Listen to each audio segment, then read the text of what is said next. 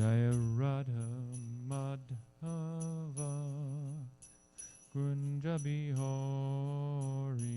Jaya Radha Madhava Kunja Bihari Jaya Radha Madhava Kunja Bihari Jaya Radha Madhava Kunja Bihari Gopi Jana Vallabha Girivardhari Jaya Gopi Jana Vallabha Girivardhari Jaya Gopi Jana Vallabha Girivardhari Jaya Gopi Jana Vallabha Girivardhari Yasodanandana Braja Jana Ranjana Dana Braja Jana Ranjana Yasodanandana Braja Jana Ranjana Nandana Braja Jana Ranjana Yamuna Tira Vanachari Yamuna Tira Vanachari Yamuna Tira Vanachari Yamuna Tira Vanachari Jaya Radha Madhava Kunja Bihari Jaya Radha Madhava Kunja Bihari Jaya Radha Madhava Kunja Bihari Jaya Radha Madhava Kunja Bihari Gopi Jana Vallabha Girivardhari Jaya Gopi Jana Vallabha Girivardhari Jaya Gopi Jana Vallabha Girivardhari Jaya Gopi Jana Vallabha Girivardhari Yasodanandana Braja Jana Ranjana Yasodanandana Yasodanandana Braja Jana Ranjana Yasodanandana Braja Jana Ranjana Yamuna Tira Vanachari Yamuna Tira Vanachari Yamuna Tira Vanachari Yamuna Tira Vanachari Jaya Radha Madhava Kunja Bihari Jaya Radha Madhava Kunja Bihari Jaya Prabhupada Prabhupada Jaya Prabhupada Srila Prabhupada Jaya Prabhupada Prabhupada Jaya Prabhupada Srila Prabhupada Prabhupada Prabhupada Prabhupada Jaya Jaya Prabhupada Jaya Jaya Prabhupada Prabhupada Prabhupada Jaya Jaya Prabhupada Jai Om Vishnupad Paramahansa Parigatara Satara Sada Shri Shri Mother Divine Grace A.C. Bhaktivedanta Swami Srila Prabhupada Ki Jai ISKCON Founder Acharya Srila Prabhupada Ki Jai Anantakoti Vaishnavinda Ki Jai Namacharya Srila Haridas Thakur Ki Jai Prams Go Shri Krishna Chaitanya Prabhu Nityananda Shri Dvaita Gadadhar Shri Vasadi Gaur Bhaktivinda Ki Jai Jai Radha Krishna Gopa Gopanath Shai Mukunda Radha Kunda Giri Gaurana Ki Jai Vrindavan Dham ki jai, Mayapur Navadip Dham ki jai, and Jagannath Puri Dham ki jai. Grantaraj Srimad Bhagavatam ki jai, the most holy appearance day of Nimbarkacharya ki jai, Srila Prabhupada ki jai, Gaur Premanandi, all glories to some devotees, all glories to some devotees, all glories to some devotees, all glories to Sri Sri Guru and Gauranga. Namo Om.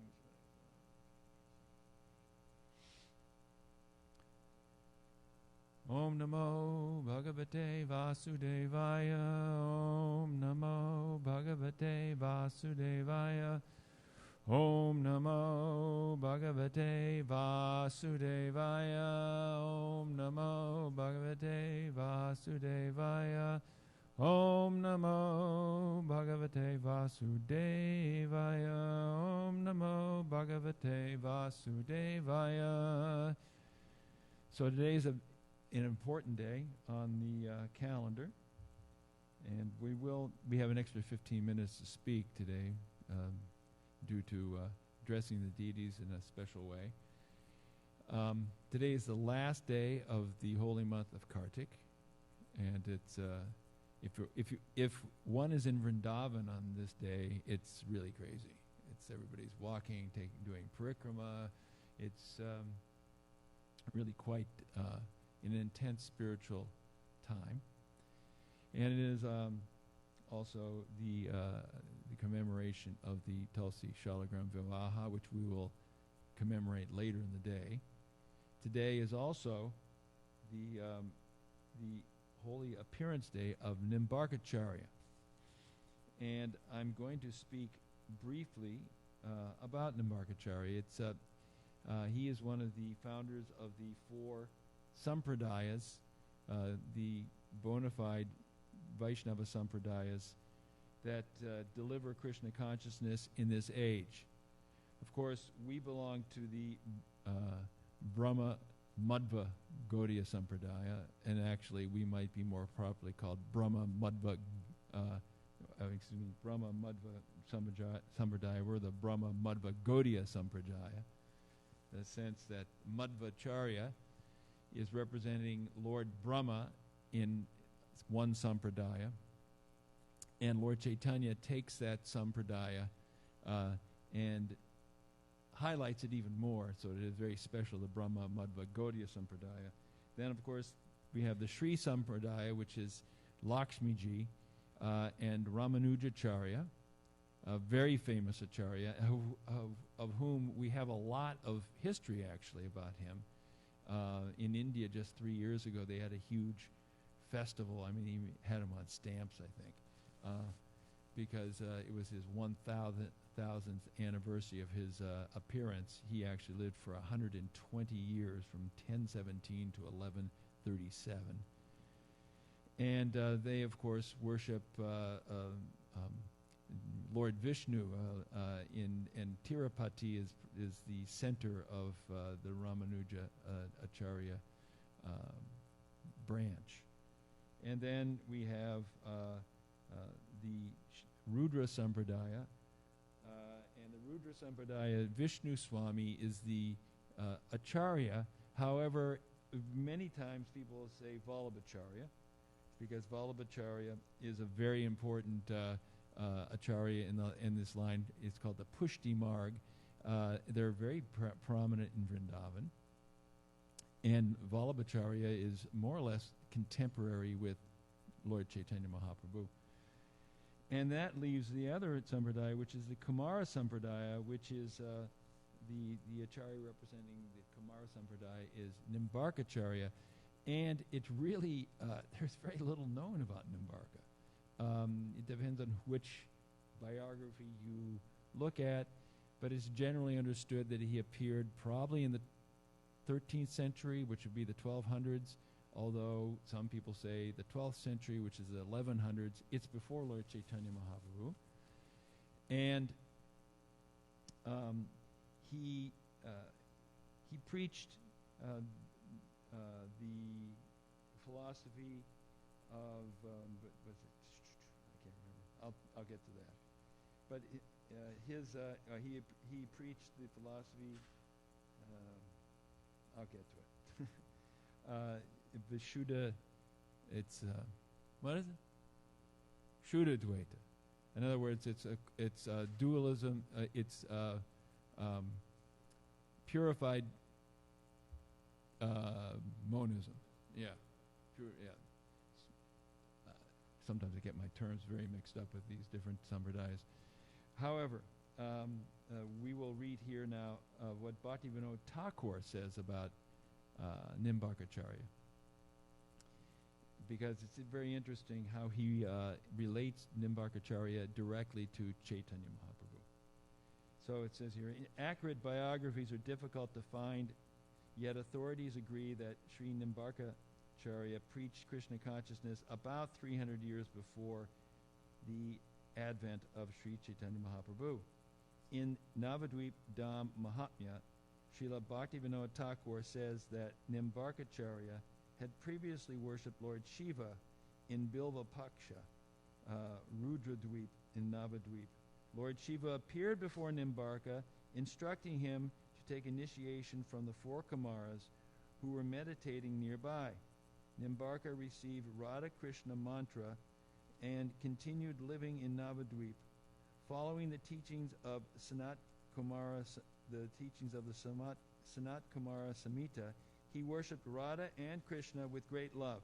Soon Radha and Krishna appeared before Nimbarka. Then the divine couple displayed their unified form as Sri Gauranga Mahaprabhu. Lord Gauranga said, Nimbarka, in the future when I begin my Sankirtan movement, I will personally preach the perfect transcendental philosophy Achinta Bheda Bheda Tattva. I will take the essence of the philosophies of Madhva, Ramanuja, and Vishnu Swami, and from you, Nimbarka, I will take 2 important principles.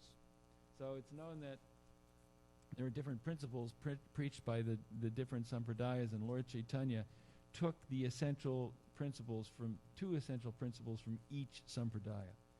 So the 2 principles that he takes from Nimbarkacharya are, 1, the necessity of taking shelter of Srimati Radharani, and 2, the high esteem of the Vraja Gopis' love for Sri Krishna.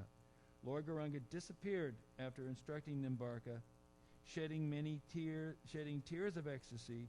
Nimbarka left Navadvip to begin his preaching mission. In Chaitanya Leela, Nimbarka appeared as Keshava Kashmiri and received love of Godhead directly from Nimai Pandit.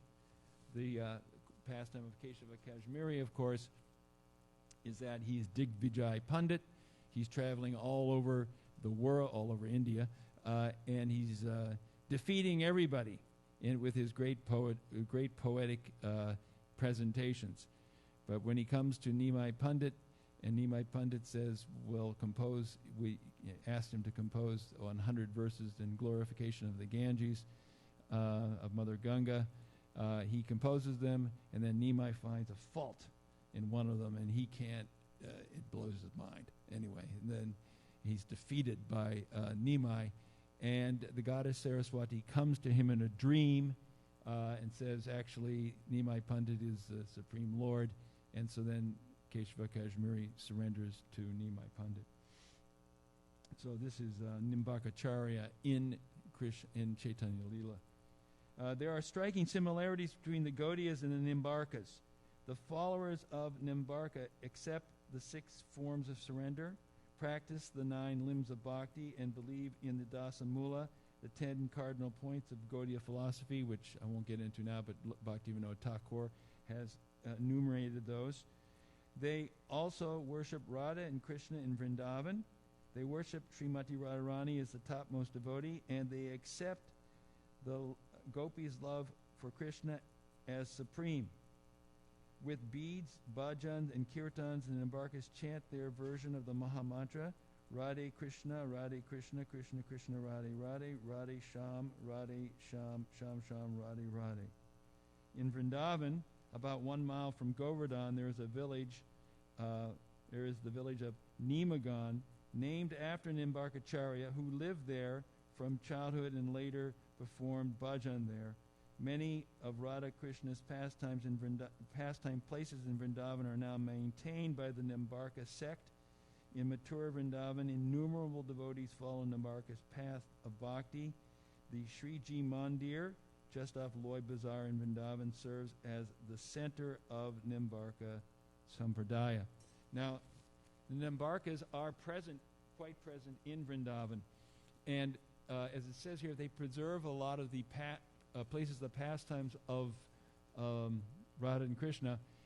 When they buy a section of land in Vrindavan, they make sure that nobody develops it. They keep it pristine. And so I'm thinking, well, our good friend Dhanadhar Swami explained much of this to us, and he showed us some of the places. One particular place is very close to where he has his apartment, which is in what they call the Russian building in near Krishna Balaram Mandir. It's a big building right behind the Mandir, and mostly Russians live there. But somehow or other, he's got his apartment that he lives in Vrindavan, and he gives classes there. And we would go to his classes in the evening. And one day he pointed out this big tree right behind this building, and it was on a small plot of land with some other trees. And he says, those priests there, they're all Nimbarkis, and they bought this property, and what they do is they feed the parrots. And every evening, when it's getting to be dusk, you'd see, 700 parrots maybe? I don't know. It was a lot of parrots. Hundreds of parrots flying into the tree, and they were all throwing the seed out and the different things to them, and they were taking care of the parrots. And Dhanadhar Maharaj went on to describe how they are very meticulous at making sure they try to keep brudge,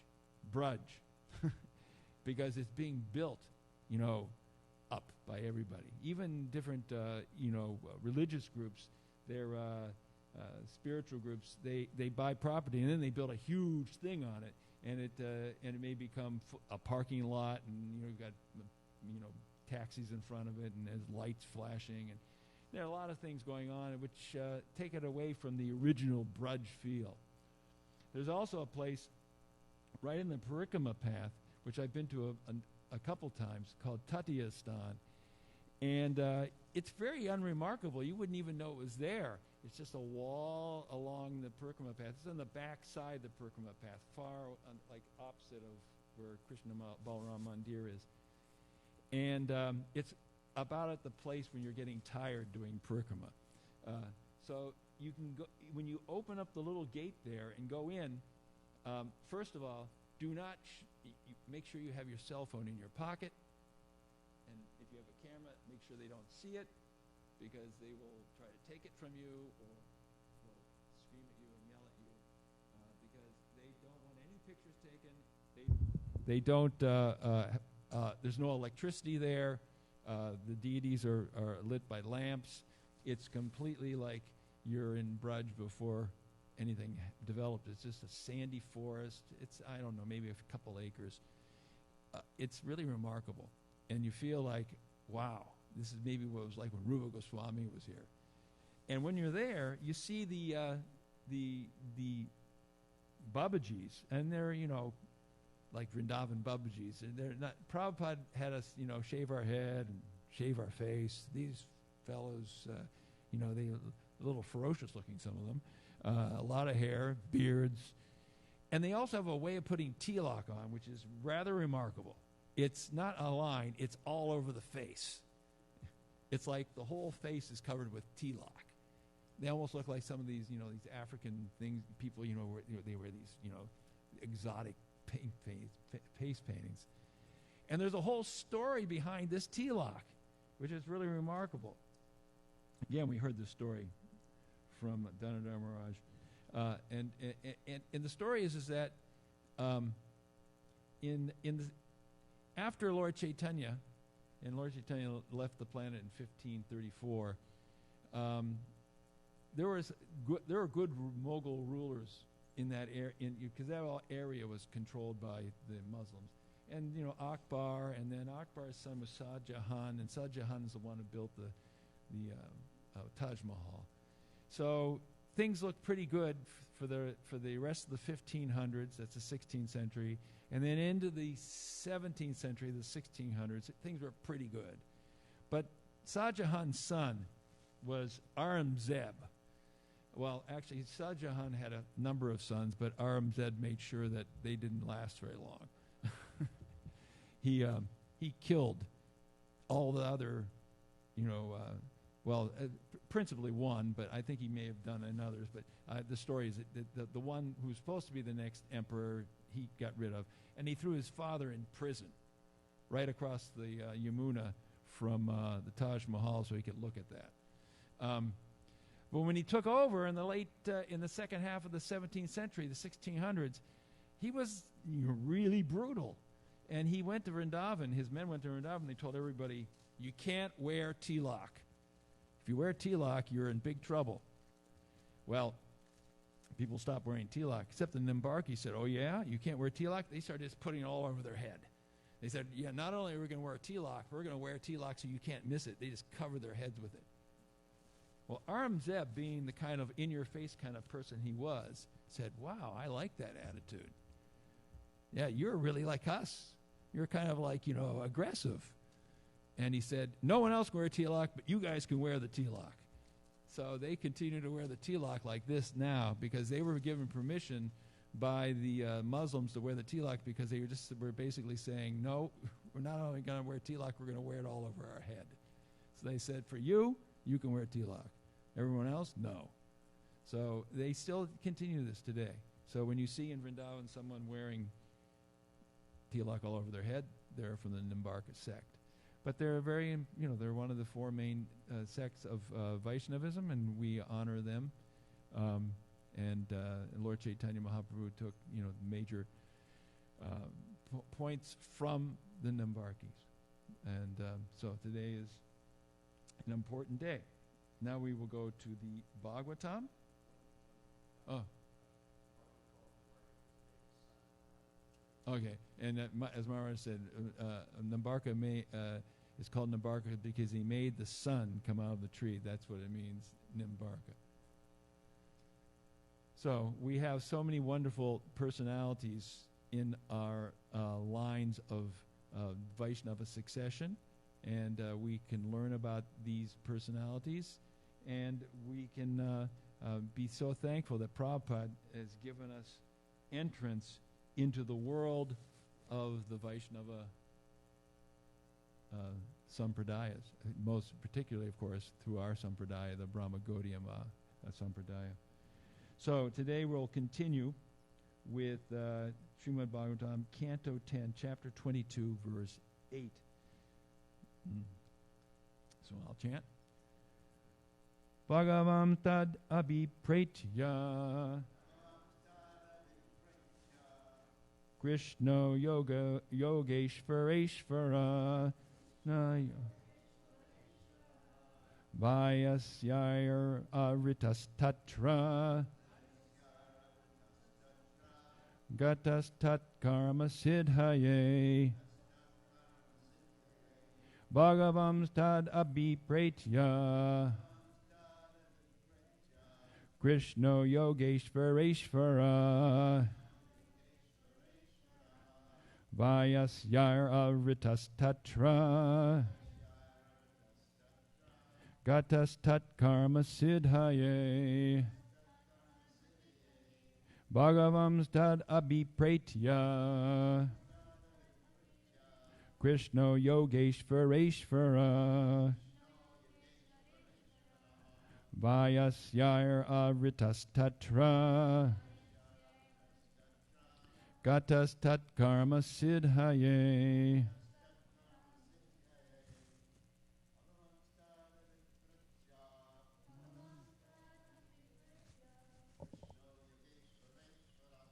Krishna's Yogeshvareshvara Gayas Tatra Gatas Karma Siddhaye. Bhagavan tada vipretya. Krishna Yogeshwareshvara. Vayasyara avadhitatra. Najastadnara siddhaye. Bhagavan. Krishna Yogeshwareshvara. Vayasyar Abritastatra. Gatastat Karma Siddhaye. You can go. Bhagavam Tada Vipretya. Krishna's Yogeshwareshvara. Vayasyara Ritastatra. Tayata Dharma Siddhaye. Also, for those who are watching online, I'm not wearing my. If I put it over my nose, my glasses fog up. Bhagavan, the Supreme Personality of Godhead. Tat, that. Abhipretya, seeing. Krishna, Lord Krishna. Yoga Ishvara, the master of all masters of mystic power. Vayasyahi, by young companions. Avritaha, surrounded.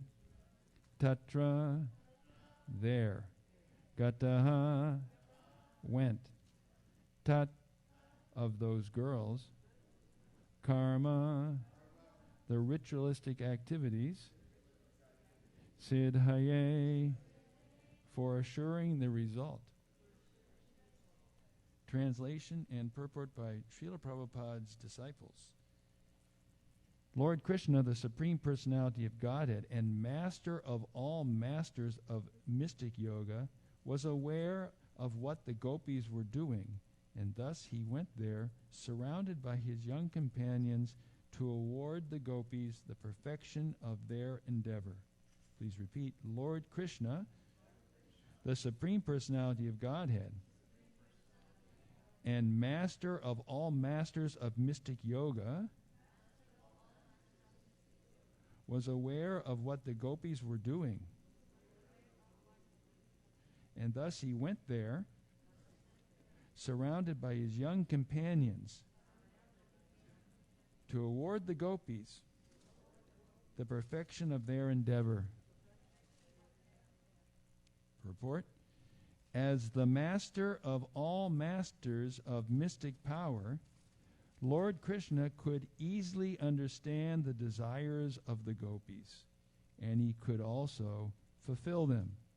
The gopis, like all young girls from respectable families, considered the embarrassment of appearing naked before a young boy to be worse than giving up their lives.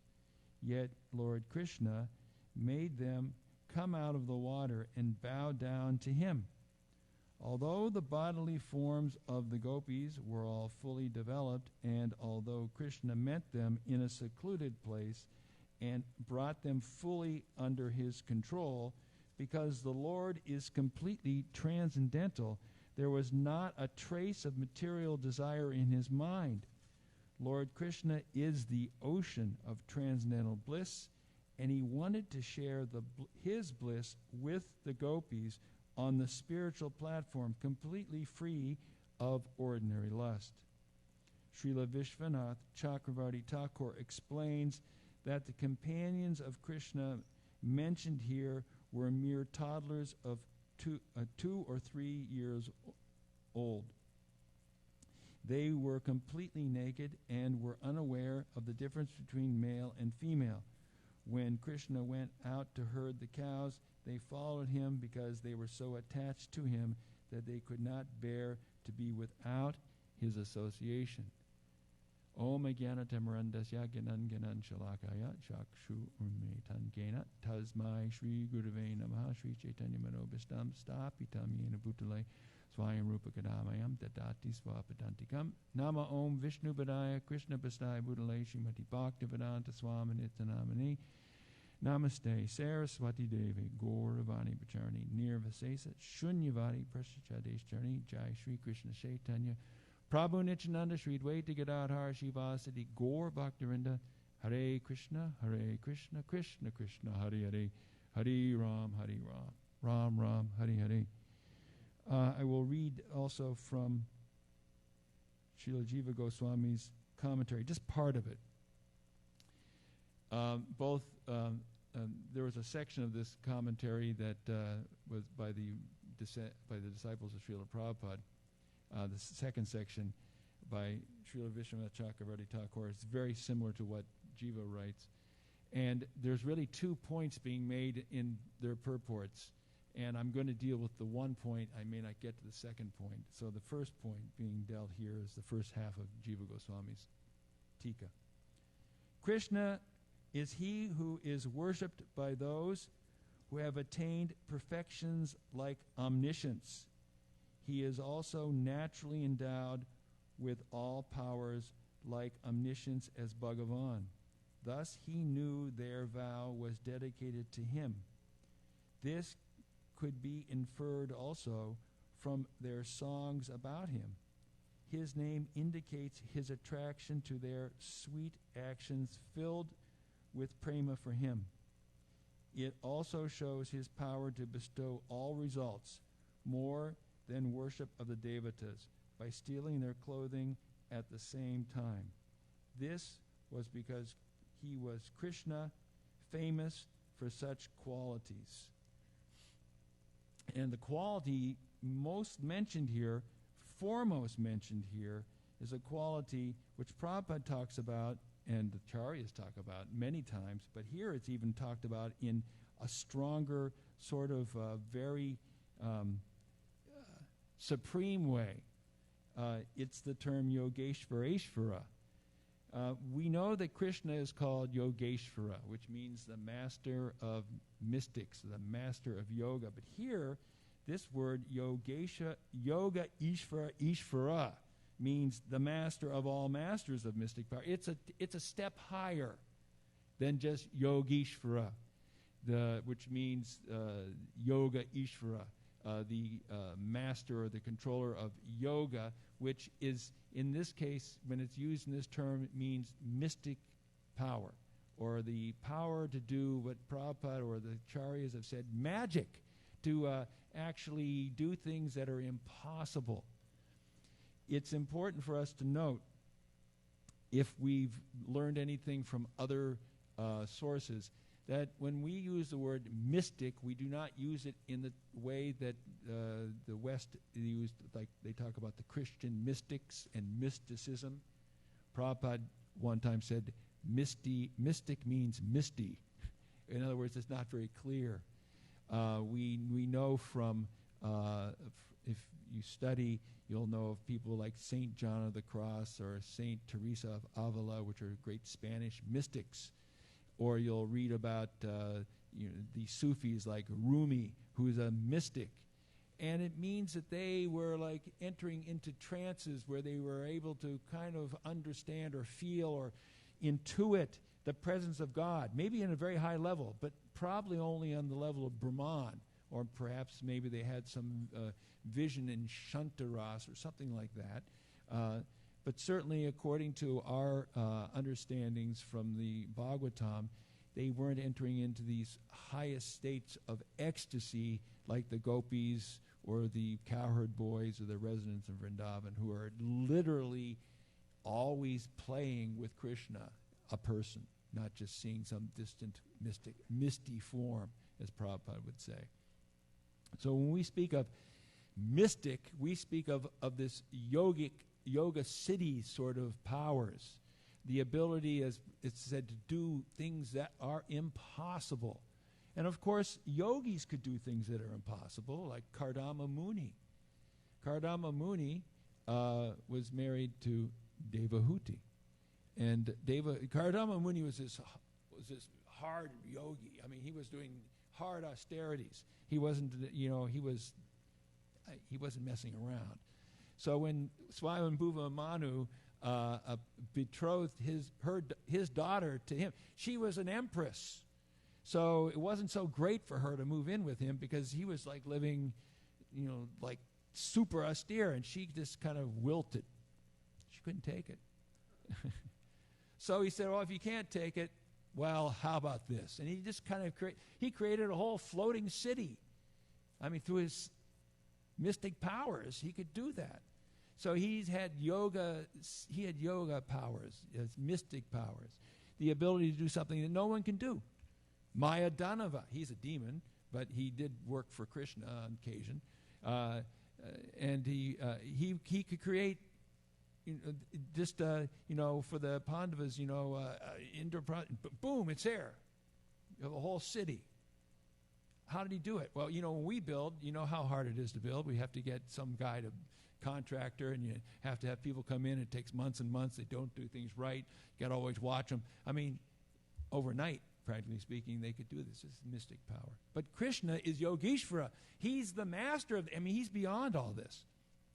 It's actually mentioned in a couple of places in the Bhagavad Gita where the term Yogeshvara is used. In one place, it's used by Arjuna in the beginning of the 11th chapter, verse 4, where it says, Manyase yadi tach chakram maya drashtam iti prabhu Yogeshvara tato me tvam darsha yat yamanam avyayam. If you think that I am able to behold your cosmic form, O Master, O my Lord, O Master of all mystic power, there's Yogeshvara, Master of mystic power, then kindly show me your unlimited universal self, so that this is the mystic power that Krishna can show the universal form. And then some people, depending on their qualification to hear the Bhagavad Gita, they think that this is the highest chapter.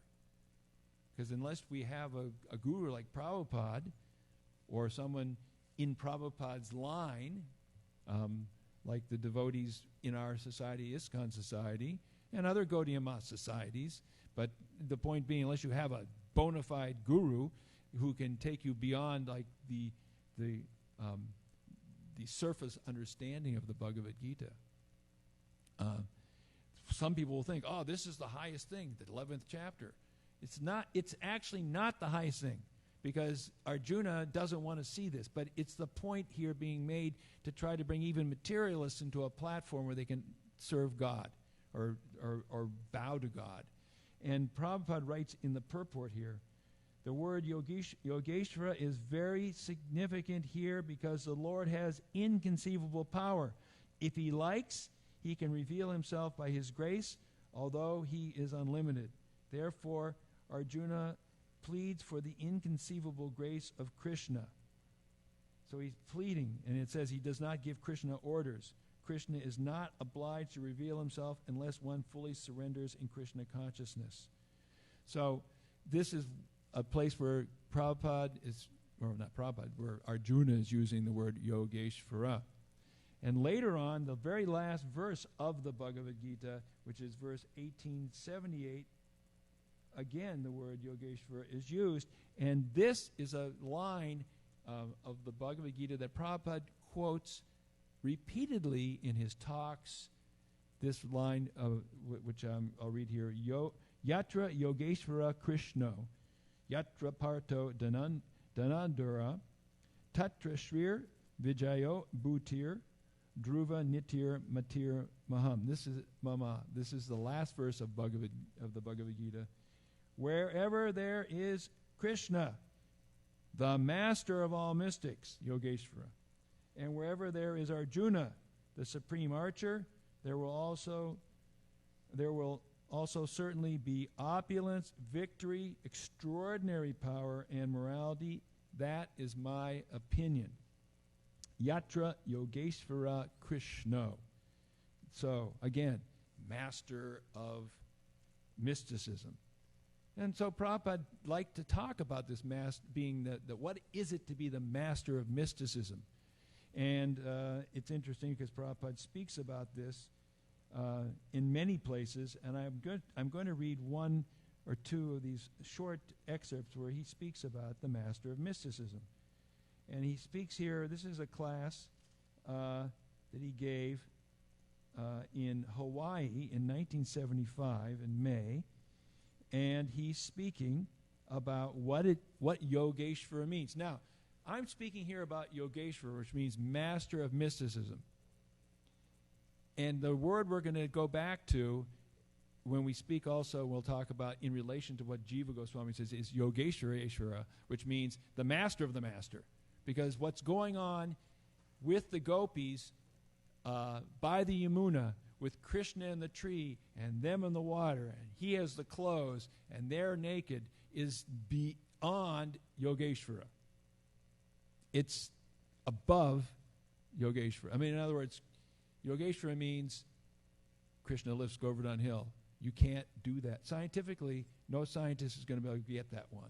How is it possible for a 7-year-old boy to stand under a hill and hold it up with his finger? That's called impossible. It's impossible because he can do what's not possible. And then sometimes we also know that people like Lord Brahma, they've got some mystic powers too. Like they can steal all the calves and boys and hide them away. But then Krishna can come and manifest himself. That's impossible. That's Yogeshvara. Impossible to do this. And because it's impossible, people then they say, this is mythology.